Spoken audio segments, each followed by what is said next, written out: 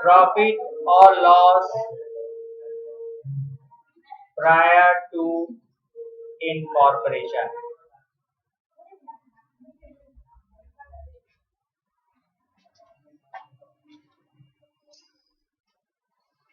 सबसे पहले आपको मीनिंग समझना है इनकॉर्पोरेशन का मतलब क्या है।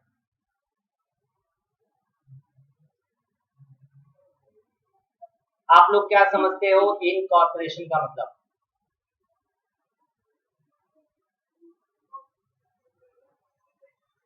मतलब आप बोलते हो कोई चीज मिलना। इनकॉर्पोरेशन का मतलब बिजनेस को स्टार्ट करने के समय को बोलते हैं हम लोग इनकॉर्पोरेशन। और कंपनी, जब आप कोई कंपनी स्टार्ट करते हो, जैसे प्रोप्राइटरशिप और पार्टनरशिप बिजनेस स्टार्ट करते हैं तो कमेंस बोलते हैं। लेकिन जब कोई पुराना बिजनेस प्रोप्राइटरशिप और पार्टनरशिप कन्वर्ट हो रहा है कंपनी में, उस समय उसको बोलते हैं इनकॉर्पोरेशन टू कंपनी। तो इनकॉर्पोरेशन वर्ड का मतलब जन्म बोल सकते हैं, birth of company. Eight the time of birth of company, एक कंपनी का जन्म होता है उस समय को हम लोग बोलते हैं इनकॉर्पोरेशन।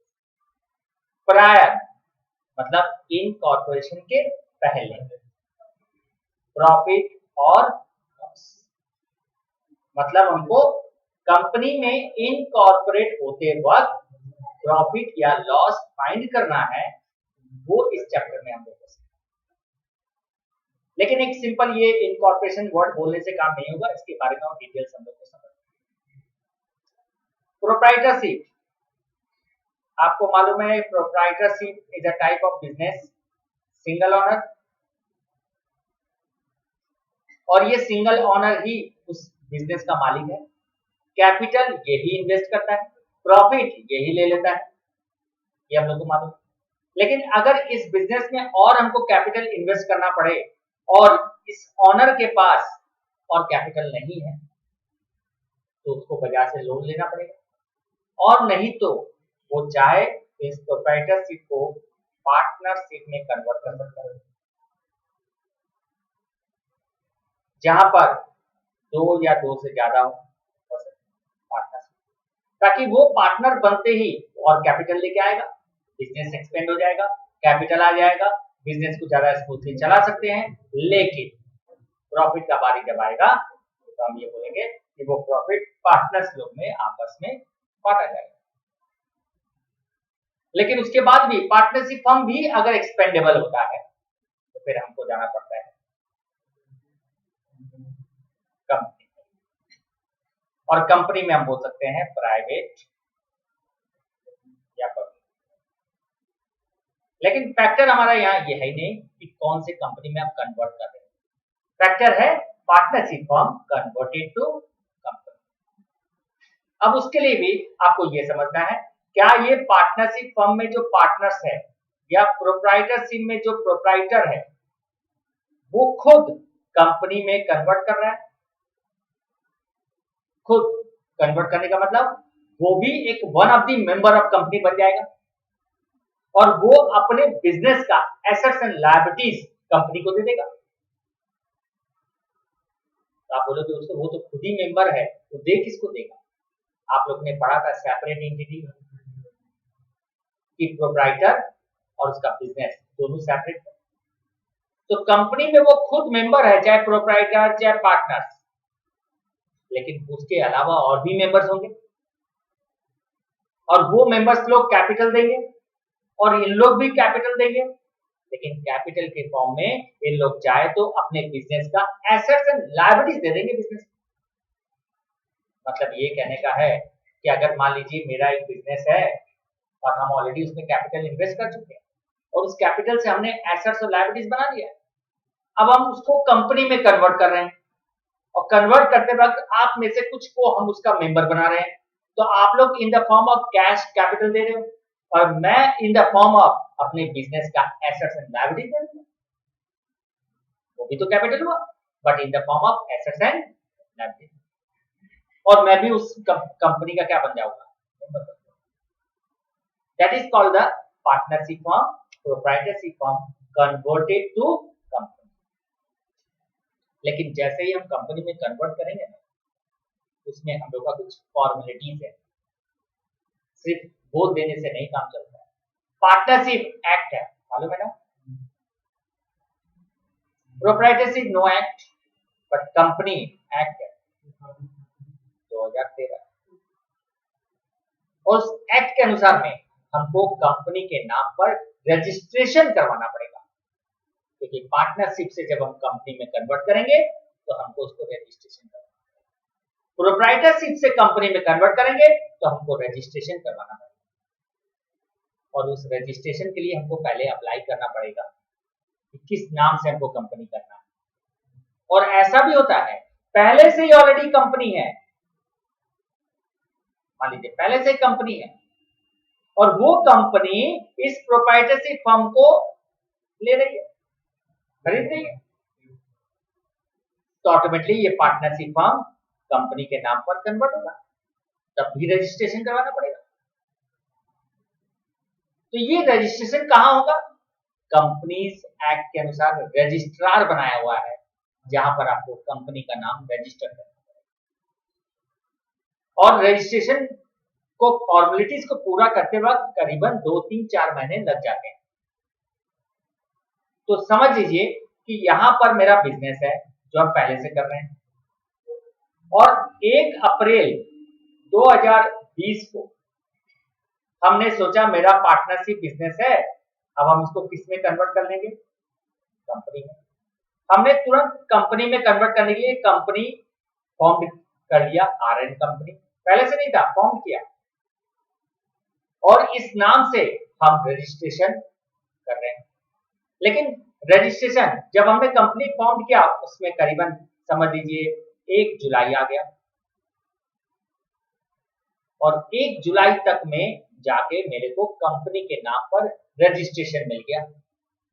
लेकिन आप बताइए, जब मैंने अपने बिजनेस का कंपनी में रजिस्ट्रेशन करने के लिए पूरा फॉर्मेलिटीज पूरा करने के लिए हमने अप्लाई किया था, तो क्या हम अपना पार्टनरशिप बिजनेस को बंद कर दिए थे? ऐसा तो नहीं होता है। हम बिजनेस क्यों बंद करेंगे? एम्प्लॉइज या कोई भी डेटर्स, क्रेडिटर्स, वो सब एज इट इज है। सिर्फ कंपनी में चेंज होते ही उन सभी डेटर्स और क्रेडिटर्स को बताया जाएगा कि अब ये कंपनी बन गया है, और अब कंपनी के जो नाम है उस नाम पर आपको सप्लाई करना पड़ेगा, उस नाम से आपको गुड्स मिलेगा, और जो कंपनीज का रूल्स है, रेगुलेशंस है, एग्रीमेंट है, वो आपको मानना पड़ेगा। अगर आप नहीं मानते हो तो ठीक है, हम नए कस्टमर नए सप्लाई दें। लेकिन हमारे अकाउंटिंग प्रोसेस में, हमारे फॉर्मेलिटीज में ये जो 3 महीने तक बिजनेस कंटिन्यू चला और रजिस्ट्रेशन यहाँ हो गया, अब यहां से लेके आप उस साल एंडिंग हुआ 31 मार्च 2021, इस दिन इस बिजनेस ने प्रॉफिट निकाला। अब आप ये बताएं, ये प्रॉफिट किसका होगा? पार्टनरशिप का, वो बिजनेस का होगा कि कंपनी का होगा?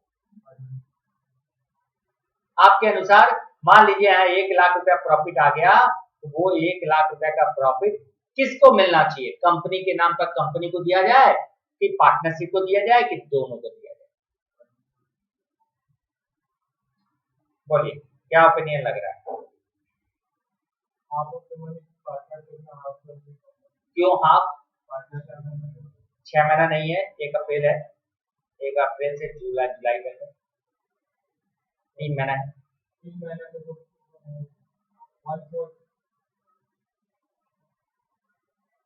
तो फैक्टर यहाँ पर यही आता है कि पूरे साल के प्रॉफिट को आपको सेग्रीगेट करना पड़ेगा 3 महीने में और 9। ये सेग्रीगेशन आपको ये चैप्टर सिखाएगा, how to segregate year profit when a partnership firm converted to company या when a company is incorporate. तो ये पूरा, जब बिजनेस तो यहीं खरीद लिया, कंपनी ने यहां पर ही खरीद लिया पार्टनरशिप फर्म, रजिस्ट्रेशन सर्टिफिकेट उसको यहां मिला। अब जैसे एग्जांपल के तौर पर मान लीजिए मेरे पास एक लैंड है और आप में से कोई एक खरीदना चाहता है वो जमीन। 1 अप्रैल को मेरे पास आया, बोला कि हमको ये जमीन दे दीजिए। हम बोले हम जो दाम बोलेंगे आपको देना होगा। बोला ठीक है दे देंगे। डील कर लिया यहाँ पर इस लैंड का, फाइनल डील हो गया। उसने कहा भाई पैसा हम दे देंगे, मेरे नाम पर ट्रांसफर करो। हमने कहा ठीक है अप्लाई कर देते हैं। हमने कोर्ट में अप्लाई कर दिया, जहाँ पर रजिस्ट्रेशन होता है वहां रजिस्ट्रेशन में अप्लाई किया। उसने कहा भाई अभी तो पूजा है, दीपावली है, 3 महीने बाद आइए आपका रजिस्ट्रेशन हो जाएगा। आप बताइए, डील तो मैंने यहाँ कर लिया ना, खाली जमीन पड़ा है ना। अब ये 3 महीना पूजा दीपावली और ये सब चलेगा, क्रिसमस वगैरह। एक मेला वाला आया, बोला हमको मेला लगाना है 3 महीना में, आपका जगह खाली पड़ा है, दे दीजिए मेरे को, आपको 3 महीने में हम लाख रुपया देंगे। आप बताइए, वो जब हम उसको अगर भाड़े पे दे दें तो मेरा राइट्स बनता है भाड़े पे देने के लिए कि आप लियो मेरे से जमीन, तो आपका राइट्स बनता है। और अगर मेरा राइट्स बनता है और मैं भाड़े पे दे देता हूँ उसको, वो भाड़ा मैं कलेक्ट कर लेता हूँ, क्या आप मेरे से वो भाड़ा दीजिएगा कि वो भाड़ा मेरा हो गया? मैं तो यही बोलूंगा आपके नाम पर तो ट्रांसफर हुआ ही नहीं। आप बोलोगे मेरा डील तो यहाँ हो गया, जब डील हो गया तो जमीन मेरा है। हम बोलेंगे डील तो हो गया, पैसा कहाँ दिया? आप तो बोले रजिस्ट्री होगा कर देंगे। यहाँ तो कंसेप्ट आ गया ना। बट यहाँ पर इनकॉर्पोरेशन, कंपनी के इनकॉर्पोरेशन में यहाँ जो भी प्रॉफिट होगा वो सब प्रॉफिट कंपनी का माना जाएगा। कंप्लीट। क्योंकि partnership business, proprietorship business company को एज पर डील के हिसाब से 1 अप्रैल को दे दिया, भले ही रजिस्ट्रेशन यहाँ हो, पार्टनरशिप का हिस्सा कुछ भी नहीं। लेकिन कंपनी बोलती है कि हम पूरे साल के प्रॉफिट में से ये 3 महीने का प्रॉफिट जो है उस प्रॉफिट को रिप्रेजेंट करेंगे pre profit. Pre profit that is called prior to incorporation. Registration होने के फाइनल डेट के पहले के प्रॉफिट को कंपनी रिप्रेजेंट करेगी फ्री, और रजिस्ट्रेशन होने के बाद के प्रॉफिट को करेगी पोस्ट। और ये काम कंपनी करेगी पार्टनरशिप, मतलब कंपनी उससे ले ली है, बट कंपनी अपने बुक्स में उन प्रॉफिट में से सेग्रीगेट करेगी। और ये जो फ्री प्रॉफिट होगा कंपनी अपने बैलेंस शीट में कैपिटल रिजर्व इस हेड में ट्रांसफर कर देगी फ्री प्रॉफिट। और जो पोस्ट प्रॉफिट होगा वो कंपनी अपने प्रॉफिट एंड लॉस अकाउंट इसमें ट्रांसफर कर। इसलिए हम लोग बोलते हैं pre profit are transfer to capital reserve and post profit are transfer to profit and loss account. आपको सीखना है इस पूरे चैप्टर में यही सेग्रीगेशन करना है, फ्री एंड। आपको टोटल प्रॉफिट दे देगा यहां से आता, और इस पूरे प्रॉफिट में आपको ये जानना है कि फ्री प्रॉफिट कितना है और पोस्ट प्रॉफिट। तो आप बोलोगे बहुत आसान है, 3 महीना है, 9 महीना है, रेशियो बना लेते हैं, पूरे साल का प्रॉफिट को इस रेशियो में बांट देते हैं, फ्री हो गया, पोस्ट हो गया। इस तरह से हम डिस्ट्रीब्यूशन। हमको ये जानना है कि इस पूरे साल में जो भी खर्चा हुआ है, expenses, indirect expenses, rent, insurance, salary या और depreciation, bad debt, doubtful debt, ये खर्चा इनकॉर्पोरेशन के पहले का कौन सा है और बाद का कौन सा है, इसको हमको सेग्रीगेट करना है। जैसे एग्जांपल के तौर पर सैलरी, स्टाफ तो पहले भी थे पार्टनरशिप में, वही स्टाफ रख दिया हमने, लेकिन हमको मालूम है कि जब कंपनी बन जाएगी तो बड़ा हो जाएगा, स्टाफ और चाहिए। तो हमने क्या किया, जैसे ही कंपनी में इनकॉर्पोरेट हुआ हमने 10 स्टाफ और ले लिए, बढ़ा दिया स्टाफ को, तो मेरा सैलरी पेमेंट भी तो बढ़ जाएगा। कब से? 1 जुलाई से। तो हमको सेग्रीगेट करना पड़ेगा कि जो स्टाफ पहले के हैं उनको पहले से ही सैलरी मिल रहा था, बाद में भी मिल रहा है, लेकिन जो स्टाफ नए आए हैं उनको सैलरी पहले तो नहीं मिल रहा है, बाद में मिल रहा है। तो आपको ये डिस्ट्रीब्यूशन पार्ट पहले से वर्किंग नोट के तौर पर रेडी करना पड़ेगा कि सैलरी प्री कितना था, और तभी तो आपका प्रॉफिट भी चेंज हो जाएगा प्री एंड रेंट। जब पार्टनरशिप बिजनेस था जगह छोटा था, जैसे कंपनी हुआ जगह बढ़ा दिया, रेंट मेरा एडिशनल लग गया। तो पहले का जो रेंट है वो तो बराबर हर महीने लग रहा है, और जो नया एडिशनल स्पेस लिए वो कंपनी में लग रहा है इनकॉर्पोरेशन के बाद, तो वो रेंट इनकॉर्पोरेशन में दिखाएंगे, प्री में हम लोग दिखाएंगे नहीं। तो आपका प्रॉफिट क्या होगा, वेरी करेगा। तो ऐसे कई सारे इनडायरेक्ट एक्सपेंसेस हैं जिनका सेग्रीगेशन हमको according to pre and post change होना पड़ेगा। तो आपको पहले ये जानना है कि कंपनी या पूरे बिजनेस का एक साल में क्या क्या एक्सपेंसेस है, उनमें से कौन सा एक्सपेंसेस सिर्फ पार्टनरशिप फर्म में ही लगता, कंपनी में नहीं लगता, कौन सा एक्सपेंसेस कंपनी में ही सिर्फ लगता है, पार्टनरशिप में नहीं लगता, और कौन सा एक्सपेंसेस दोनों में लगता है। पहले उनके बारे में तो हम लोग जान लें, और क्यों लगता है प्री में, क्यों लगता है पोस्ट में, क्यों लगता है दोनों में, वो रीजन भी हम लोग समझ, तभी तो हम एक्सपेंसेस को सेग्रीगेट करेंगे, तब जाके एक्चुअल हम प्रॉफिट निकाल सकते। जैसे सेल्स, जब पार्टनरशिप फर्म था तो जितना सेल होता होगा, जब कंपनी बन गया तो सेल तो और बढ़ जाएगा, तो नेचुरली जब सेल बढ़ेगा तो प्रॉफिट भी हमारा कंपनी में बढ़ना चाहिए, पार्टनरशिप में कम होना चाहिए। इसलिए हम टोटल प्रॉफिट को अकॉर्डिंग टू रेशियो के अनुसार डिवाइड नहीं कर सकते। हमको इनकम और एक्सपेंसेस दोनों को प्री एंड पोस्ट में डिवाइड करके प्रॉफिट निकालना है। और ये डिवाइड कैसे करेंगे उसके लिए कुछ हम लोग को नॉलेज, जानकारी चाहिए, वो जानकारी आपको यहां से मिलेगा।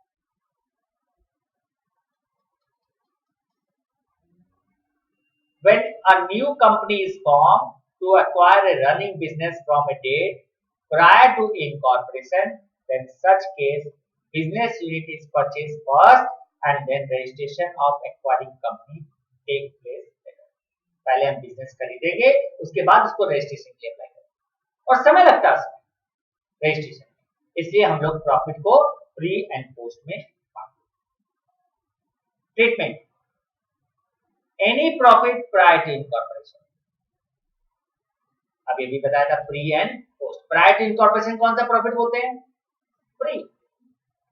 तो प्री प्रॉफिट को कहां कहां दिखा सकते हैं, कैपिटल रिजर्व अकाउंट में क्रेडिट करेंगे, वैसे capital reserve, reserve is a credit balance, इसी में जोड़ देंगे, या फिर credited to goodwill account to reduce the amount of, तो गुडविल कौन सा बैलेंस होता है, डेबिट, और हम उसमें क्या कर रहे हैं, क्रेडिट, मतलब गुडविल को क्या कर रहे हैं, या फिर utilize to write off written down the value of, या फिर हम किसी भी फिक्स एसेट से भी प्रायर प्रॉफिट को एडजस्ट कर सकते हैं, माइनस कर सकते हैं। अब आप इसको इस तरह से सकते हैं, ये मेरा लायबिलिटी, ये एसेट्स होता है ना।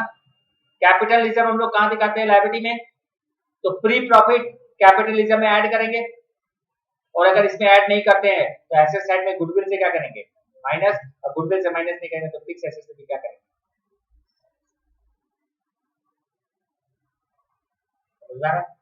ये आपको एक सिंबल बताया है कि बैलेंस शीट में क्या करते हैं, अकाउंटिंग एंट्री हम आपको लिखाएंगे।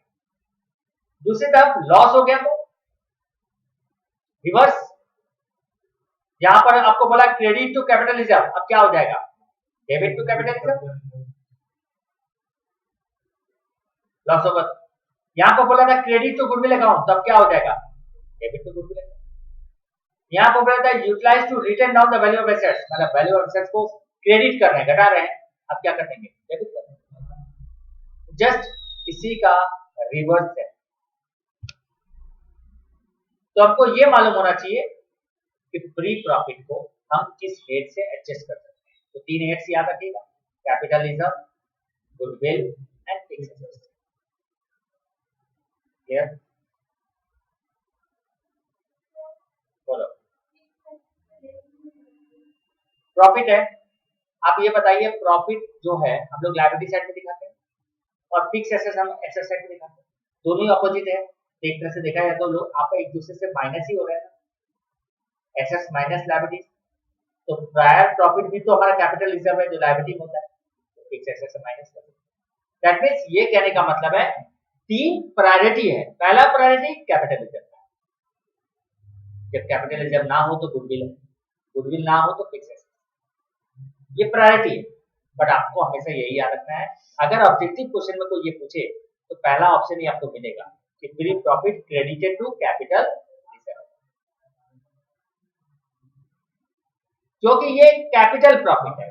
बिजनेस फाउंड कर रहे हैं उस समय जो प्रॉफिट हो रहा है उसको हम लोग कैपिटल प्रॉफिट कहते हैं। And all the capital profit are transfer to capital reserve account. हमेशा ध्यान रखिएगा, जितने भी कैपिटल प्रॉफिट होते हैं कैपिटल रिजर्व अकाउंट।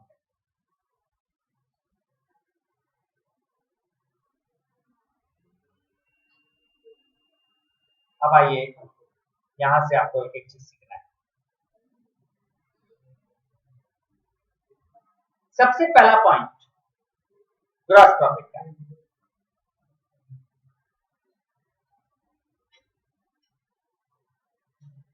कैसे हम लोग कैलकुलेट करते हैं ग्रॉस प्रॉफिट, बताइए how to calculate gross profit. कौन सा अकाउंट बनाते हैं जिससे ग्रॉस प्रॉफिट निकलता है?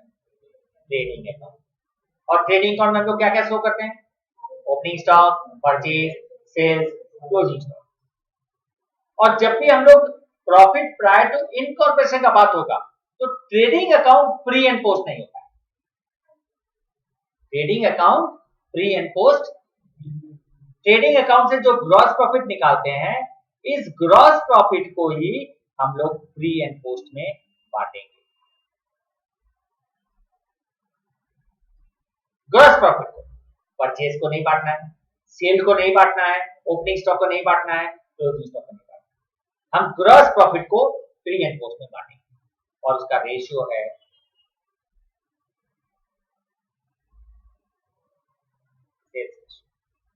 ग्रॉस प्रॉफिट को ऑलवेज हम लोग जब प्री एंड पोस्ट में बांटेंगे तो कौन सा रेशियो लेंगे? मतलब प्री पीरियड में कितना सेल हुआ, पोस्ट पीरियड में कितना सेल हुआ, उसका रेशियो। ठीक है, और इस पर पूरा एक सम है और आपके वो एग्जाम में आया हुआ सवाल है। तो इस सेल्स रेशियो कैसे कैलकुलेट करते हैं इसको पूरा एक सम समझ करेंगे। बट पहले आपको यही याद रखना है कि gross profit pre and post में हम लोग डिस्ट्रीब्यूट करेंगे on the basis of sales ratio. Second, ऐसे यहां लिख दिया गया। Okay, now second, fixed expenses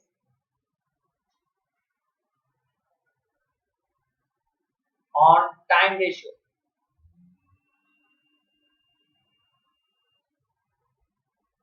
जो खर्चा फिक्स्ड है मंथली बेसिस पर है उसको हम प्री एंड पोस्ट में टाइम रेशियो में बांटेंगे। अब बोलोगे ये टाइम रेशियो क्या होता है? घड़ी देखिए टाइम रेशियो बनाना है। ये टाइम रेशियो होता है डेट ऑफ परचेज,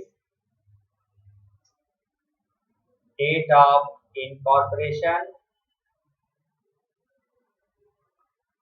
और ईयर एंडिंग।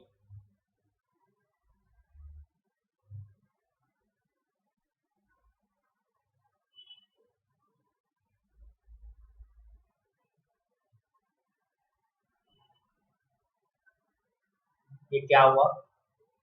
पार्टनरशिप बिजनेस को 1 अप्रैल 2020 को हमने खरीदा, 1 जुलाई 2020 को हमने रजिस्ट्रेशन करवाया और मेरा ईयर एंडिंग है 31 मार्च 2021। नीचे दिखता नहीं है ना, मन में बोला करो। वैसे तो मन में ही बोली थी फिर भी सुनाई देती है। Modi ji all over India मन की बात करते हैं, हम क्लास में बात कर रहे हैं। तो 1 अप्रैल को हमने बिजनेस खरीदा 1 जुलाई को इनकॉर्पोरेट हुआ, मतलब रजिस्ट्रेशन कंप्लीट हुआ, मेरा ईयर एंडिंग 31 दिसंबर है, तो हम लोग टाइम रेशियो क्या बोलेंगे? टाइम रेशियो बोलेंगे 1 अप्रैल से 1 जुलाई इज फ्री एंड 1 जुलाई से लेकर 31 दिसंबर पोस्ट। और प्री पीरियड है 3 महीना, पोस्ट पीरियड है 9 महीना, और रेशियो बनाएंगे तो 3:9 और 1:2। It is called as time ratio.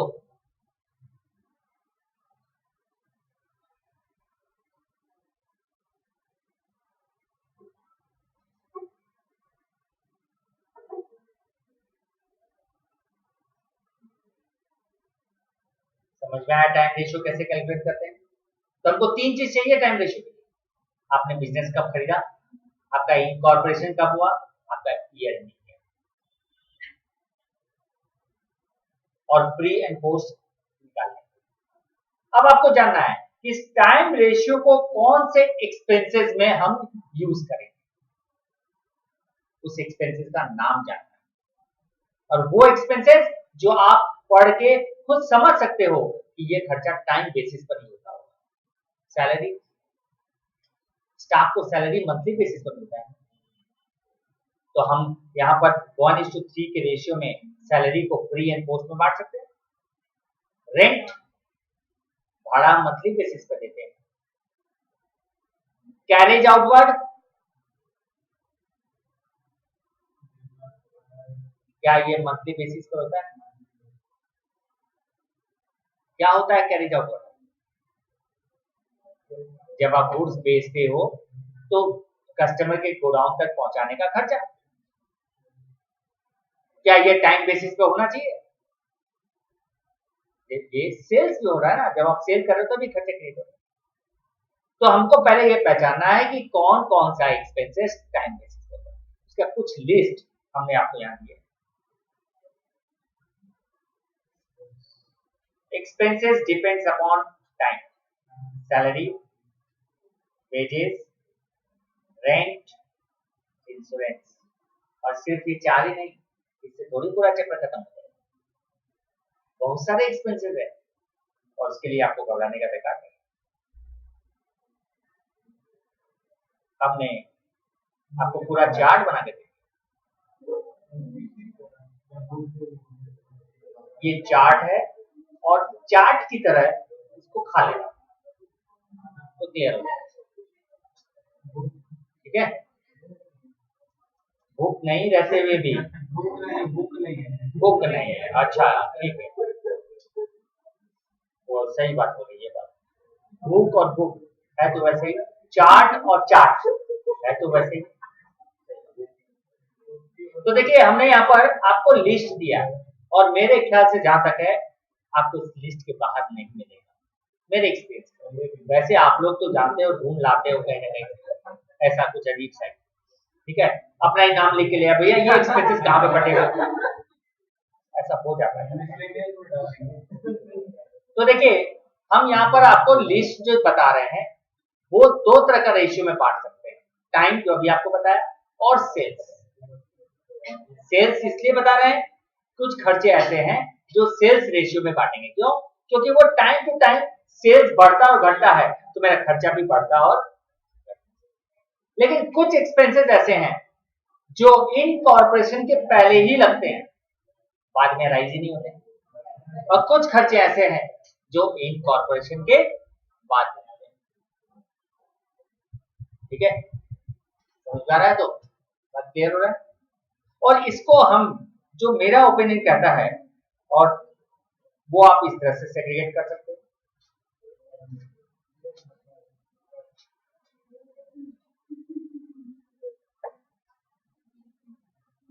जो इस खर्चे को, यहां पर कोई भी बंदा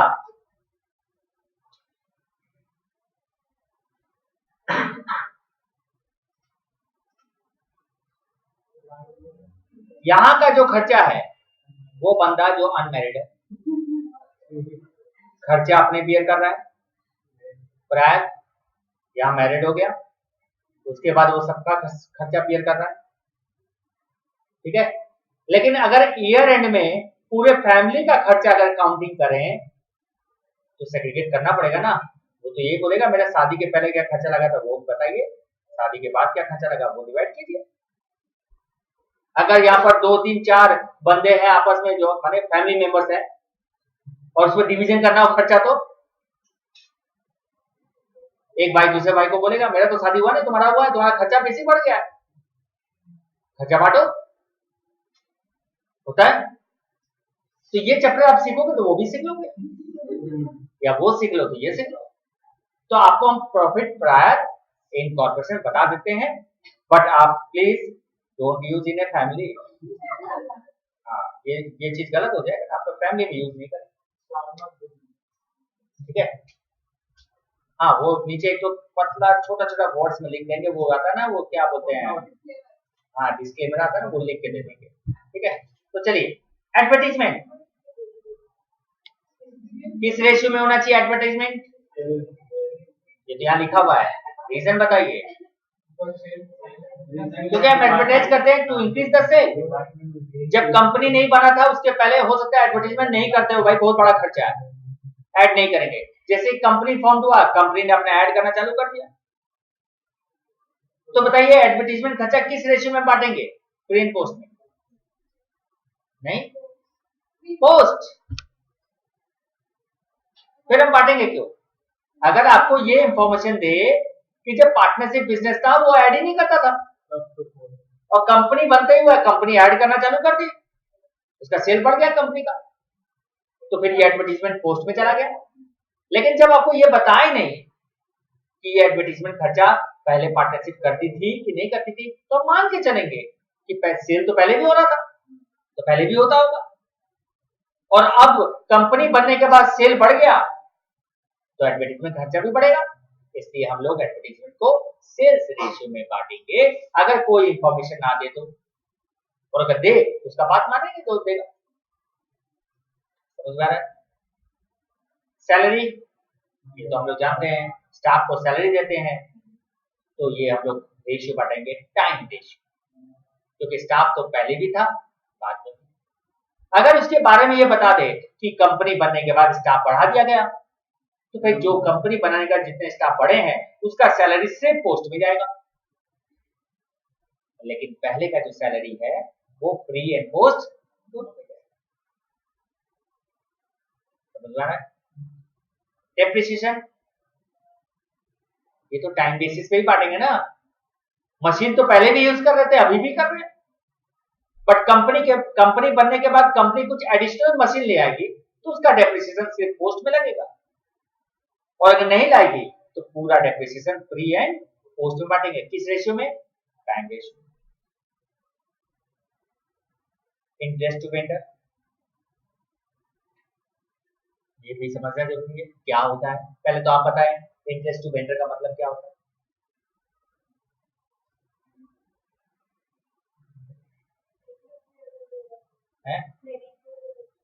किसको, किसने किसको दिया क्रेडिट पर गुड्स? कौन बिजनेस अपना बेच रहा है? पार्टनरशिप बिजनेस बेच रहा है। पार्टनरशिप बिजनेस ने यहाँ अपना पार्टनरशिप बिजनेस बेच दिया,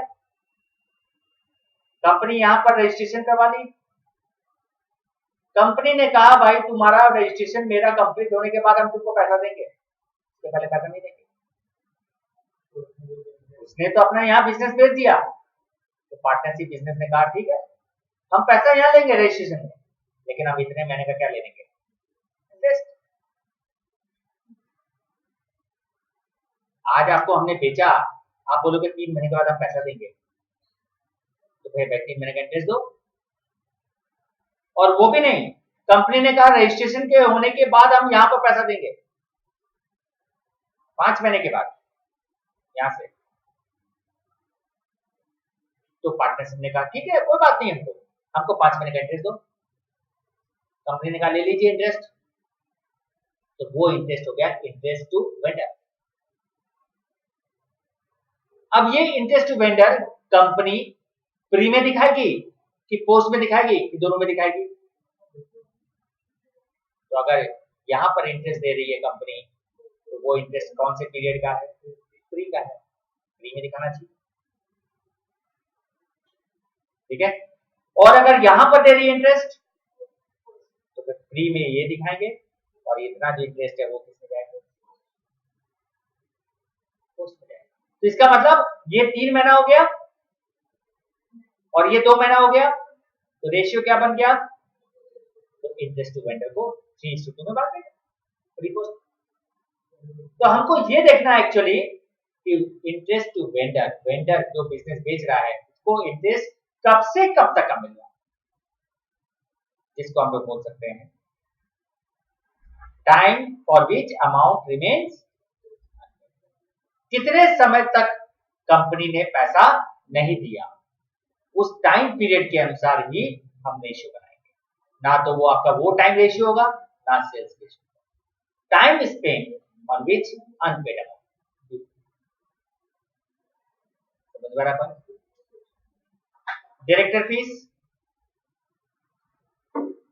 डायरेक्टर क्या पार्टनरशिप बिजनेस में डायरेक्टर होता है?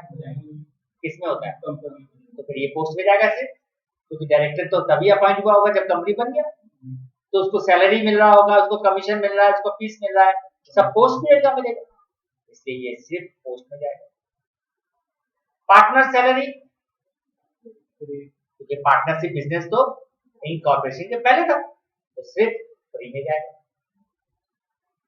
इंटरेस्ट ऑन पार्टनर्स कैपिटल, क्योंकि पार्टनर से रिलेटेड है, तो ये सिर्फ किसमें जाएगा? रेंट, रेंट तो हम जानेंगे, हर महीने रेंट हम दे रहे हैं, तो टाइम बेसिस पे बांटा जाएगा।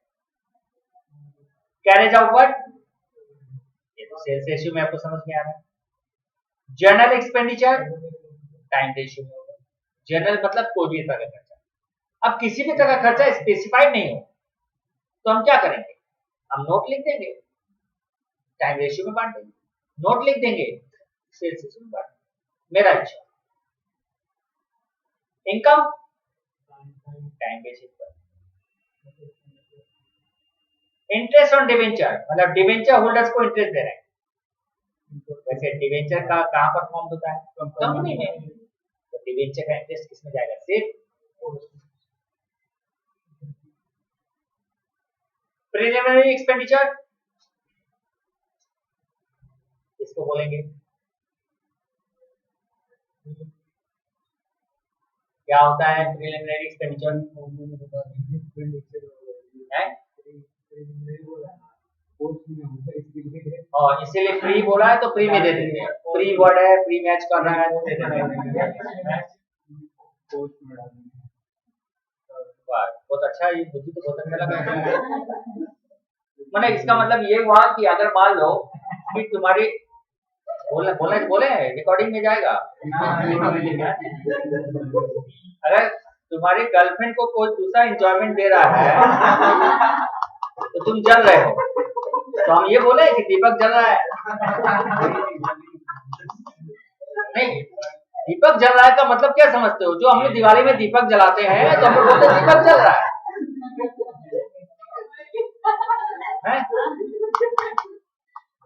देखो ये हम पहले से कुछ सोचे नहीं दीपक, और पर्सनली लेना मत, हम तो ऐसे। हाँ, और ये अभी इमीडिएटली तुम जब बात बोले फ्री को फ्री में देना है, तो मेरे दिमाग में भी आया कि दीपक जल रहा है, एक बनाया जाए, तो हमने एक ऐसे ही बना दिया। अच्छा, गूगल में सर्च किया क्या? प्रिलिमिनरी एक्सपेंसेस होता है formation expenses, those expenses which are incurred at the time of formation of company, जिसके लिए आप लोग को पहले भी शायद हमने बताया हो और शायद आप जानते भी हो। मान लीजिए मैं एक बिजनेस स्टार्ट कर रहा हूँ, एक शोरूम खोल रहा हूँ, ओपनिंग डे होता है ना, उस दिन बहुत लाइटिंग और ये सब, कुछ खाने पीने का, कुछ ऐसा काम करें ताकि लोगों के दिमाग में आए कि हाँ एक दुकान है, शोरूम है। उस समय जो खर्चा लग रहा है वो खर्चा तो हमने पहले कर दिया, लेकिन मेरा अभी तो वो दुकान इनकम ही नहीं दिया, तो उस इनकम को प्रिलिमिनरी एक्सपेंसेस बोलते हैं। तो ये इनकॉर्पोरेशन के दिन क्रिएट होता है, तो किस कारण से हो रहा है ये प्रिलिमिनरी एक्सपेंसेस?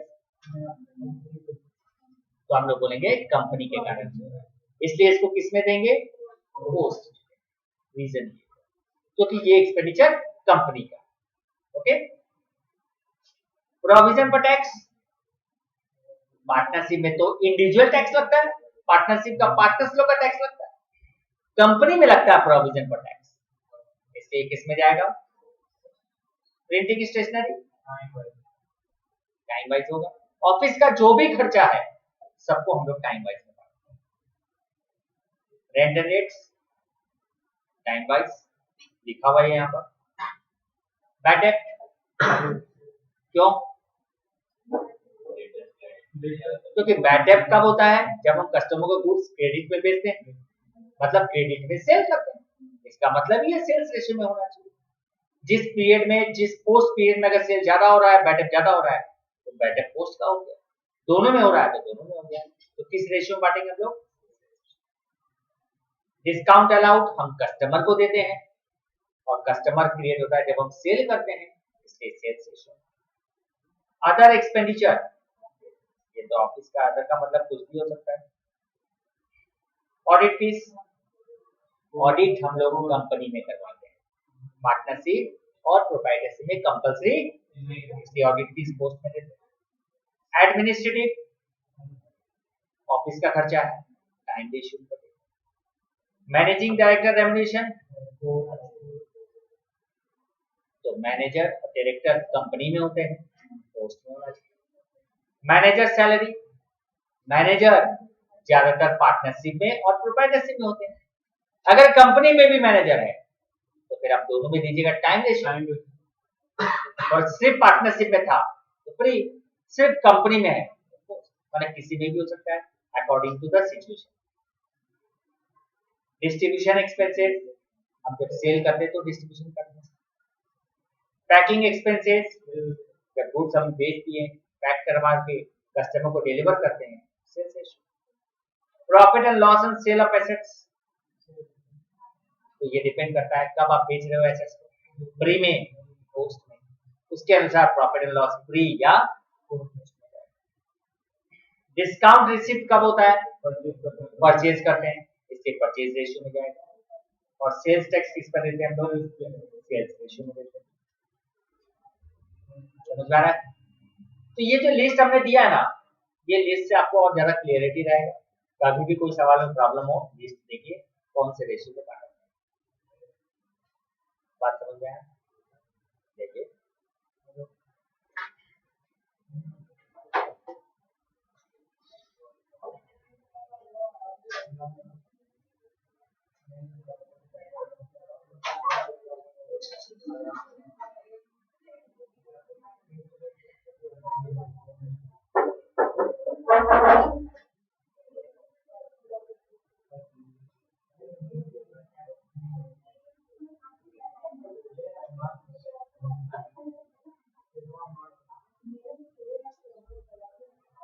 समझ में आया आप लोगों को? यहाँ तक तो क्लियर हो गया, कंसेप्ट समझ में आ गया आप लोगों को? ओके, अब आप लोगों को एक सम्स करवाएंगे जिनमें सबसे इंपॉर्टेंट पार्ट है how to calculate sales ratio. हम लोग को सीखना है सेल्स रेशियो कैसे बनाते हैं under different circumstances. Okay, break चाहिए? ब्रेक चाहिए? 30 सेकेंड्स।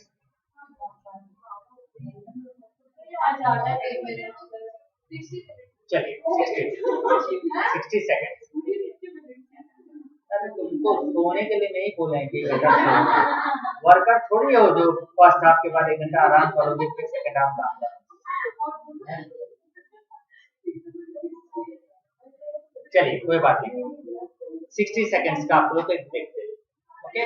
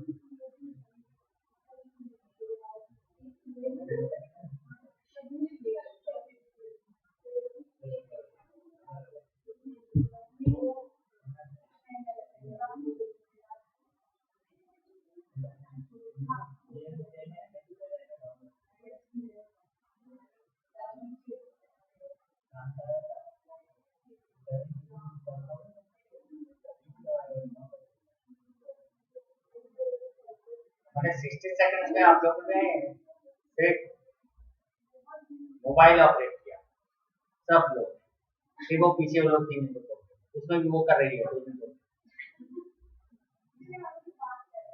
बात क्या कर रहे थे, मोबाइल देख रहे थे। चलिए, सब number 1, accounting period, calendar year. Calendar year मतलब ईयर एंडिंग दिसंबर है, कैलेंडर का मतलब। फाइनेंशियल ईयर होगा तो ईयर एंडिंग मार्च में, और कैलेंडर ईयर देगा तो दिसंबर। तो कैलेंडर में आप जनवरी टू दिसंबर देखते हो, इसलिए याद रखिएगा calendar. Date of taking over the business, कब बिजनेस में खरीदा, 1 जनवरी। डेट ऑफ इनकॉर्पोरेशन, रजिस्ट्रेशन कब हुआ, 1 मई। डेट ऑफ कमेंसमेंट 1 जुलाई, मतलब रजिस्ट्रेशन होने के बाद बिजनेस हमने स्टार्ट कब किया, 1 जुलाई को स्टार्ट। मतलब हमारा रजिस्ट्रेशन हो गया, हमारे पास कागज आ गया, पर हम बिजनेस स्टार्ट नहीं। तो अगर ये डेट ऑफ कमेंसमेंट नहीं देता तो हम बिजनेस इसी दिन स्टार्ट किए हैं, ये मान लिया जाता। टोटल सेल्स ड्यूरिंग 2014, पूरे 1 साल का सेल्स है 9,60,000, 12 महीने का। आपको बोला है calculate the sales ratio on each of the following cases. आपको सेल्स रेशियो कैलकुलेट करना है, और अलग अलग कंडीशन है, 1, 2, 3,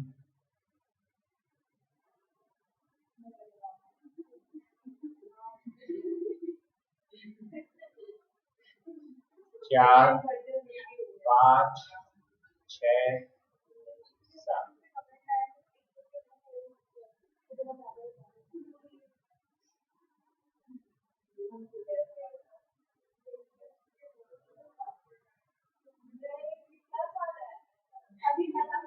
7।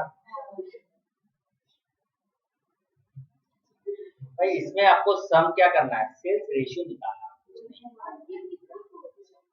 यही सवाल आया था एग्जाम में, आप लोग के एग्जाम में आ चुका है सर। हाँ, और ये सोचिए कि मैं हर साल करवाता हूँ सवाल, ये नहीं कि जिस साल आया उसके बाद मैंने दिया, उसके पहले भी मेरा ये सवाल था। तो आप सोचिए कि जिस साल आया उस साल स्टूडेंट्स ने कितना खुश हुआ कि सवाल बनाया हुआ था आगे। तो हो सकता है ये खुशी आपको भी मिल जाए, मे बी, जिसको हम लोग रिपीट सम बोल सकते हैं। तो इसलिए बना लेना अच्छा बात है ना, क्योंकि एक्सक्लूसिव सम है, ये अलग है। तो सबसे पहले काम करते हैं, हम लोग यहाँ पर कुछ नोट कर लेते हैं। क्या नोट करते हैं, डेट ऑफ एक्विजिशन, कब उसने खरीदा। तो 1 जनवरी, क्या ईयर है, 14, 2014। डेट ऑफ इनकॉर्पोरेशन, कब रजिस्ट्रेशन हुआ,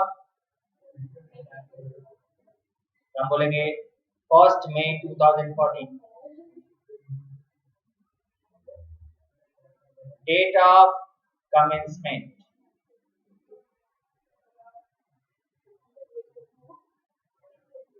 डेट ऑफ कमेंसमेंट है 1 जुलाई। ईयर एंडिंग,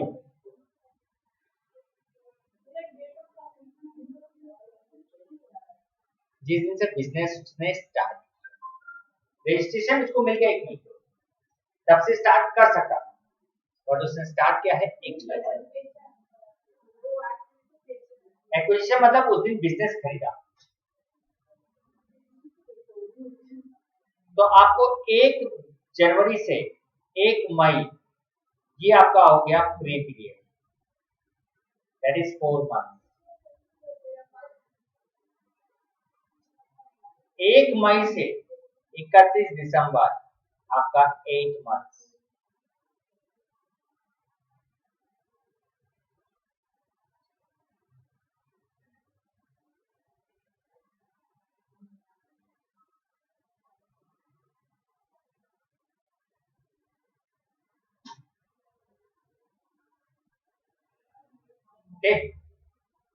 समझ में आ रहा है? और डेट ऑफ कमेंसमेंट हमको कहीं जरूरत पड़ेगा नहीं, लेकिन अकॉर्डिंग टू सम्स में डिफरेंट 7 कंडीशन पूछा है, तो कहीं ना कहीं इसका भी कोई यूज दिया होगा, तब देखेंगे। बट प्रॉपर देखा जाए तो 4 महीना और 8 महीने का सेल।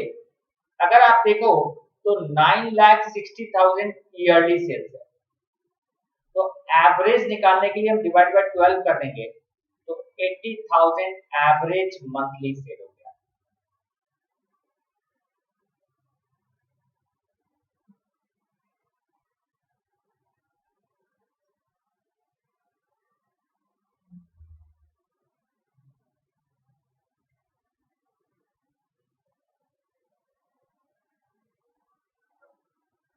ओके, यहाँ तक समझ में आ गया? अब आपको पहला कंडीशन क्या बोला, sales were uniform throughout the year. Uniform का मतलब होता है हर महीने बराबर बराबर सेल हुआ है, तो आपको बताना है कि प्री एंड पोस्ट का सेल्स रेशियो क्या है। तो एवरेज सेल्स हम लोग कितना निकाले थे, 80,000 1 महीने का। तो प्री सेल कितना होगा, हम बोलेंगे प्री सेल होगा 4 महीना इंटू 80,000, 3,20,000। और पोस्ट सेल कितना होगा, पोस्ट सेल होगा 8 महीना इंटू 6 लाख। इसका रेशियो बना लीजिए,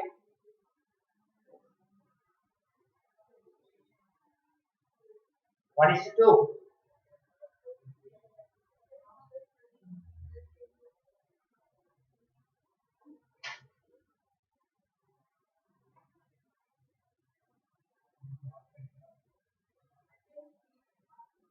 समझ में आया? तो बोलेगा throughout the year sales हो रहा है, तो आप समझ लीजिएगा कि सेल्स को हम लोग को एक तरह से टाइम रेशियो में ही बांटना है। ओके, ये हो गया पहला सवाल। नंबर 1 का पहला 7 है ना, पहला कंडीशन। सेकंड कंडीशन क्या बोल रहा है, 80% सेल्स अप टू 1 सितंबर, balance for the remaining period. 80% sales up to 1 सितंबर, मतलब आप ये देखो तो 1 सितंबर का कैटेगरी कहाँ आएगा, यहाँ पर आएगा, 1 सितंबर आएगा ना। और 1 सितंबर तक मेरा सेल जो है कितना परसेंट हो गया था, दैट इज ये दे सकते हैं 1 जनवरी 2014 से लेके 1 सितंबर 2014 तक मेरा सेल 80% हो गया था। 80% आप कितना लेंगे, 9,60,000, पूरे साल का सेल है ना, उसका 80% सेल सितंबर तक हुआ था। 1 सितंबर तक कितना होता है, 7,68,000। ओके, और 1 सितंबर 2014 से लेके 31 दिसंबर 2014 तक 20% होता है।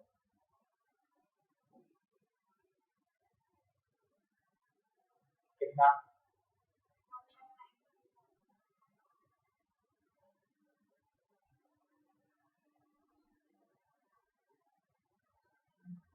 ठीक है। और 1 सितंबर तक जो सेल हुआ था 7,68,000, इसमें ये नहीं बोला है कि किसी महीने में ज्यादा हुआ किसी में कम हुआ, ये बताया ना, हम समझेंगे हर महीने में क्या हुआ। तो आपका 1 जनवरी से 1 सितंबर कितना महीना होता है? जनवरी, फरवरी, मार्च, अप्रैल, मई, जून, जुलाई, अगस्त, 8 महीना होता है। इसका मतलब 7,68,000 का जो सेल है वो कितने महीने का है? 8 महीने का। और हम लोग का प्री पीरियड कितने महीने का था? 4 महीने का था। मतलब 8 महीने के सेल में 4 महीने का सेल फ्री है और 4 महीने का सेल क्या है? मतलब आधा सेल फ्री है और आधा सेल। तो आप ऐसा कर सकते हो ना कि हम यहाँ डिस्ट्रीब्यूशन कर दें इस तरह का कि 7,68,000 जो है उसको हम 4/8 फ्री में दे दें और 4/8 पोस्ट में दे दें। दे सकते हैं ना? कितना आएगा? 3,84,000। और इसका भी कितना आएगा? 3,84,000। और बाकी जो रिमेनिंग मंथ बचा वो भी तो 4 बचा, 4 महीना। उस 4 महीने का पोस्ट पीरियड का सेल कितना है? 1,90,000 है ना?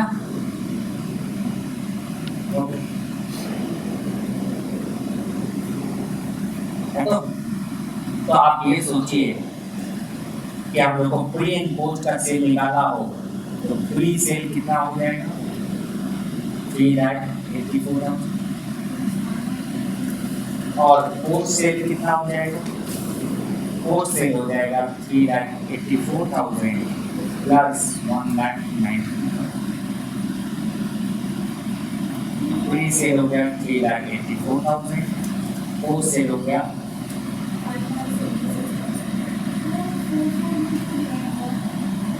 1 जनवरी से 1 सितंबर 80% सेल था। तो 1 सितंबर कितना महीना होता है? जनवरी से 8 महीना होता है। 8 मंथ का 8 मंथ का सेल था हमारा 7,68,000, जिसमें पहला 4 महीना फ्री था, बाद का 4 महीने का पोस्ट था। तो 8 से हमने डिवाइड किया, 4 से बन जाएगा। तो फ्री का आ गया, ये फ्री हो गया और ये पोस्ट हो गया और ये भी पोस्ट है। पोस्ट हमने ऐड कर दिया और फ्री हो से बन गया। तो हमारा रेशियो क्या बना? 3,84,000 is to 5,76,000। क्या रेशियो बनेगा बताइए? 384 is to 576। 190 is to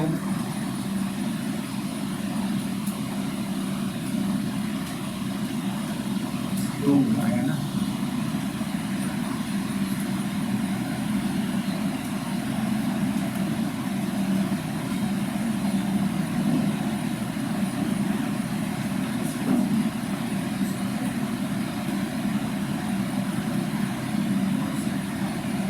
Two is to 3. That is 2 is to 3 is a sales ratio.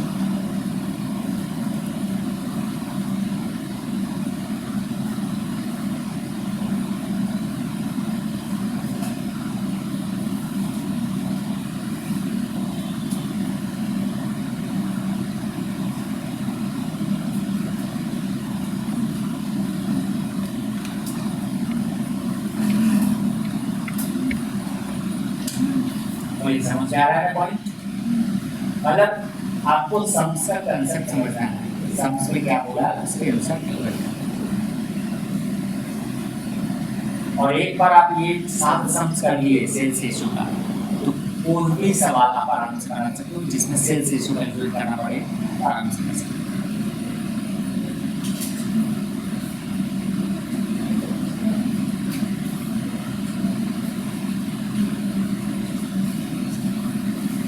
गया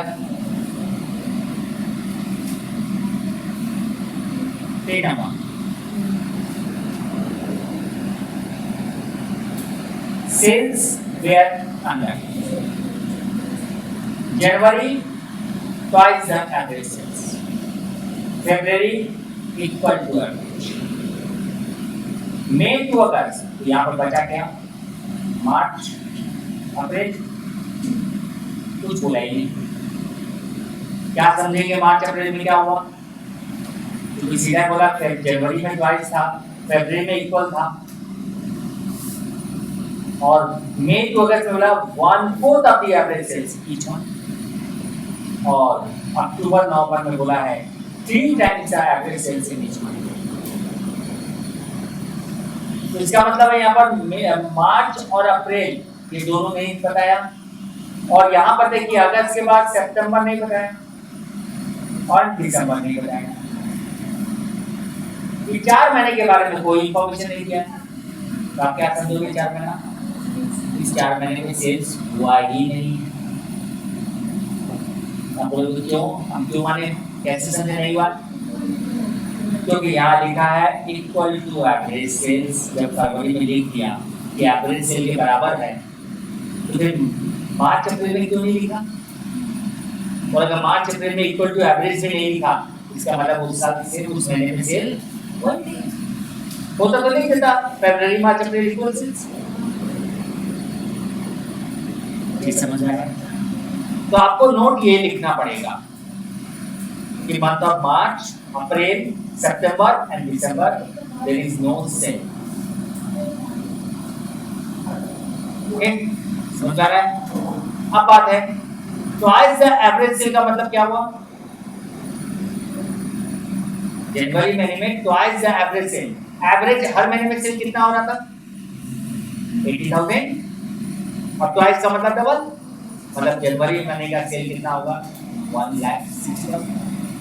तो हम लोग इस तरह का जब इंफॉर्मेशन देगा ना, तो हम लोग यहाँ पर ऐसा करेंगे, मंथ को लिख लेंगे, जनवरी, फरवरी, मार्च, अप्रैल, मई, जून, जुलाई, अगस्त, सितंबर, अक्टूबर, नवंबर, दिसंबर।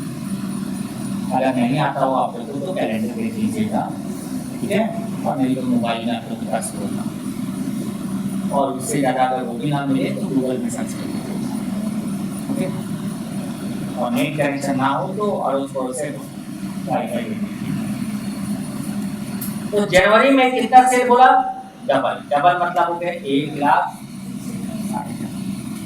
फरवरी में कितना बोला? Equal to average. मार्च में, अप्रैल में, मई में कितना बोला था? From May to August 1/4 of average sales. 1/4 of average का मतलब 80 जगह 1/4 कितना होता है? 20,000। मई, जून, जुलाई,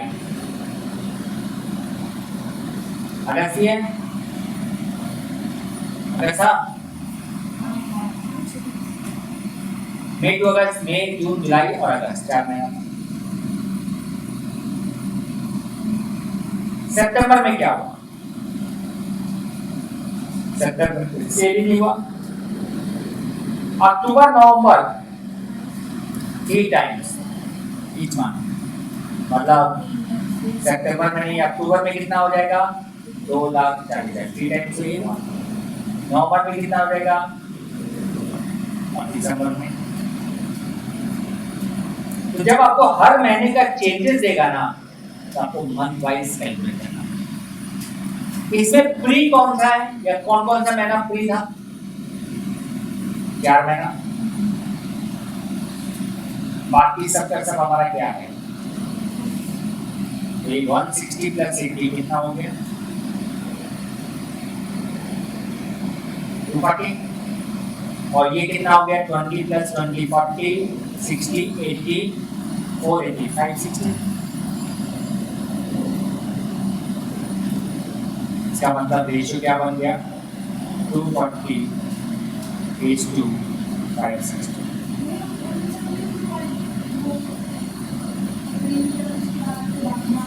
प्री पीरियड का कब से कब तक है? 4 महीना है, जनवरी, फरवरी, मार्च, अप्रैल। हमने ब्रेक कर दिया जनवरी, मार्च, अप्रैल। बाकी सब पोस्ट है, तो पोस्ट को एक्सेप्ट हो लिया हमने। ये मेरे पास एक जगह ही सामने राइट साइड दिया ना,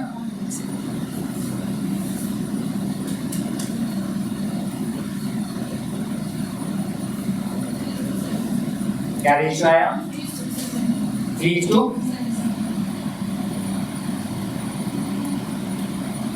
कभी कभी ऐसा इंफॉर्मेशन दे देगा, एक एडजस्टमेंट दे देगा ये, तो आपको ऐसे बना के रेशियो निकालना पड़ेगा, तभी तो आप एक्सपेंसेस को सेल्स रेशियो में बांट सकोगे, ग्रॉस प्रॉफिट को सेल्स रेशियो में बांट सकोगे। अगर रेशियो गलत हो गया पूरा सवाल गलत हो गया।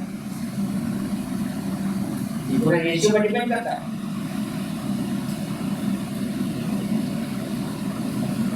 समझ आ रहा है कौन?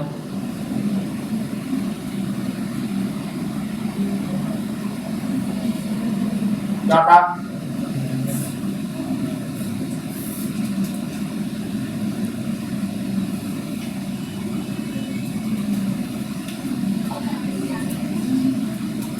monthly average of turnover during the first 4 months of 2014 was twice the corresponding figure of the remaining period. Monthly average of turnover, monthly average turnover कितना था 80,000, और बोलता है पहले 4 महीने में वो क्या हो गया twice, बाकी रिमेनिंग पीरियड के साथ। इसका मतलब हो गया कि पहले 4 महीने में मेरा सेल्स कितना था डबल, मतलब फर्स्ट 4 मंथ इनटू 1,60,000, 4 महीने ही तो था फ्री, और हर महीने में डबल सेल हुआ है। कितना हो गया, बचा कितना बाकी, कितना हुआ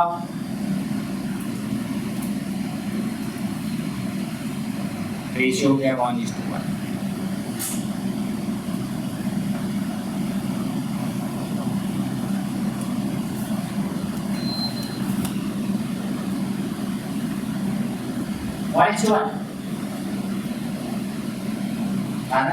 ट्रिकी था, समझने वाला चीज था कि पहला 4 महीना डबल बोल रहा है, उसके बाद आपको बोला है सिंपल जैसे आप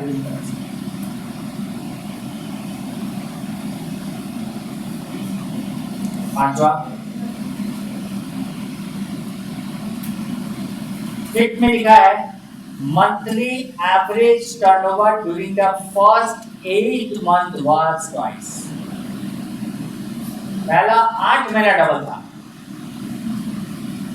पहला 8 महीने कौन कौन सा होता है, जनवरी, फरवरी, मार्च, अप्रैल, मई, जून, जुलाई, अगस्त, सितंबर, अक्टूबर, नवंबर। पहला 8 महीना डबल था, मतलब 1,60,000, 1,60,000, 1,60,000, 1,60,000, यहाँ भी 1,60,000, 1,60,000, 1,60,000, 1,60,000। 8 महीना डबल था, बाकी आपका 80,000, 80,000,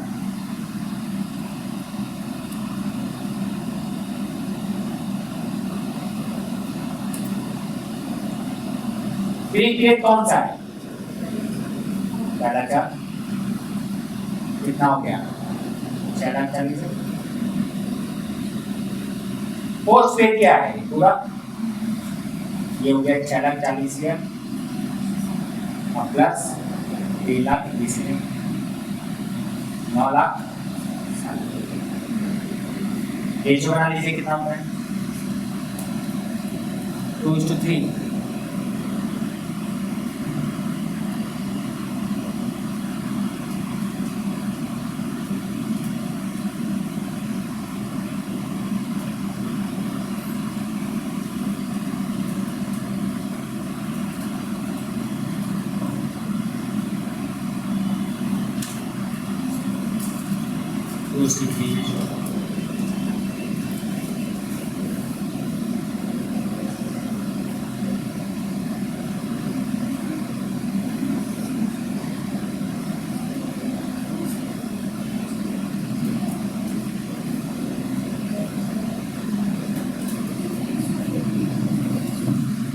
G4 हो रहा है, G4 हो रहा है।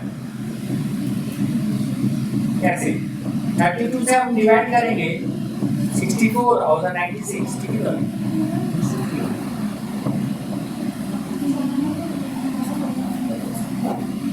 61 monthly sale in January, November, December are double. The monthly sale for the remaining month of the year. बोल रहा है कि जनवरी नवंबर दिसंबर में मेरा सेल डबल था बाकी महीनों में नहीं। तो ये बाकी 3 महीना अगर आप बनाओगे 3 मंथ्स में तो आप क्या बोलोगे जनवरी में डबल था मतलब एक अच्छा मिला, फरवरी में आपका 80,000 था, मार्च में आपका 80,000 था और अप्रैल में 80,000 था। लेकिन मई, जून, जुलाई, अगस्त, सितंबर, अक्टूबर, नवंबर, दिसंबर, इसमें भी आपको दिसंबर में बोला ना, दिसंबर बोला था क्या? दिसंबर, जनवरी, नवंबर, दिसंबर, जनवरी, नवंबर, दिसंबर, नवंबर में भी बोला था यहाँ पर डबल होगा और दिसंबर में भी डबल, बाकी हर महीने 80,000।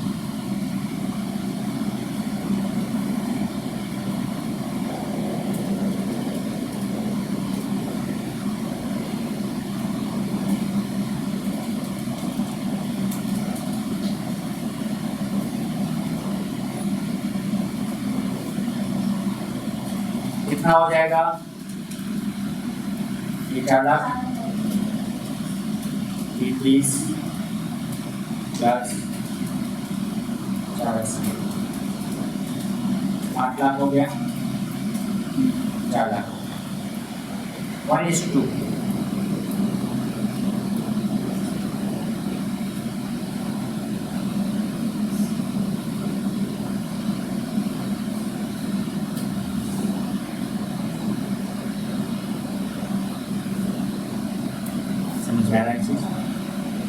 इसी लग रहा है कितना?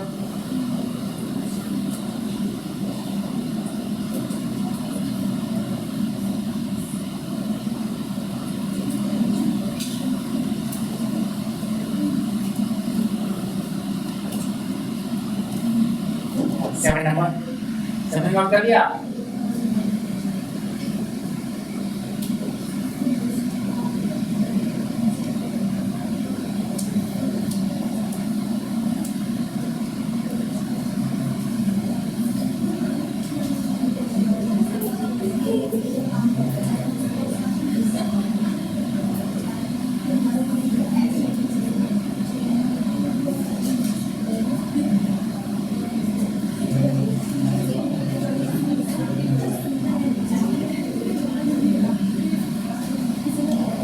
सेवन नंबर क्या बोल रहा है देखिए the turnover was evenly up to the date of certificate of commitment. बोला है सर्टिफिकेट ऑफ कमिटमेंट तक मेरा सेल जो था इवनली बराबर बराबर वेयर आफ्टर उसके बाद same 42 increase 2/3 during the rate of year। अब आइए यहाँ डायग्राम पर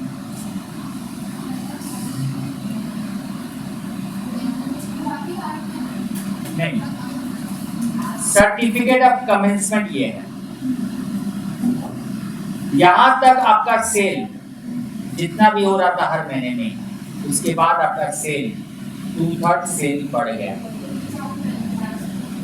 लास्ट के 4 महीने 1 जुलाई से 31 दिसंबर लास्ट 6 महीना हुआ 7 8 9 10 11 12 6 महीने मेरा सेल जो है कितना बढ़ गया उसके पहले जो भी सेल हो रहा था उसका 2/3 बढ़ गया।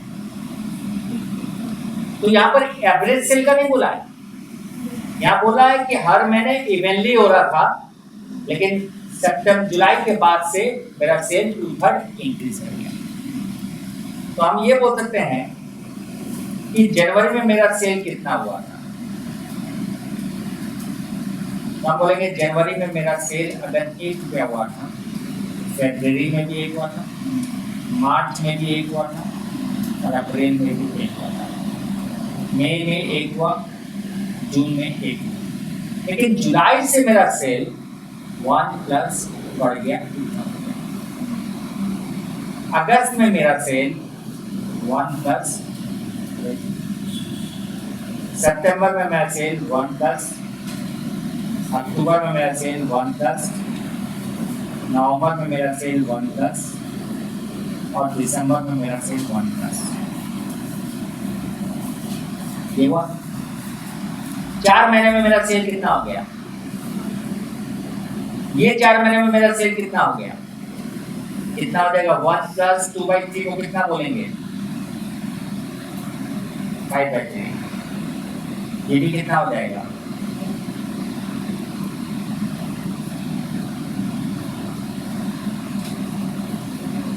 ठीक है, अब जोड़िए कितना होता है? ये 1 है, ये 1 है, ये 5/3, 5/3।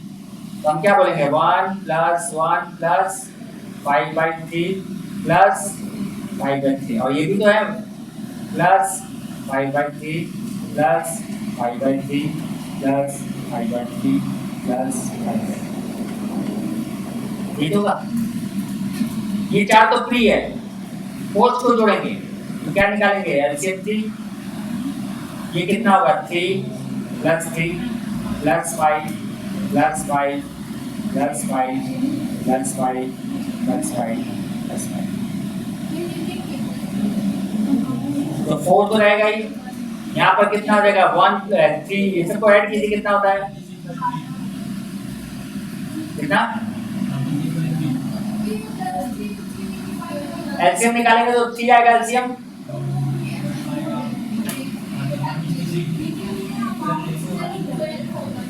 क्योंकि यहाँ पर अमाउंट एवरेज मंथली से वर्ड नहीं लिखा, आपको बोला है इवनली हो रहा, बराबर का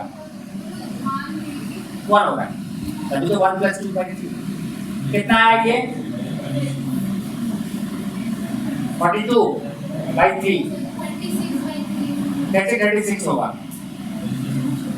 30, हाँ 36/3 दैट इज 12। तो 4:12 मतलब 1:3।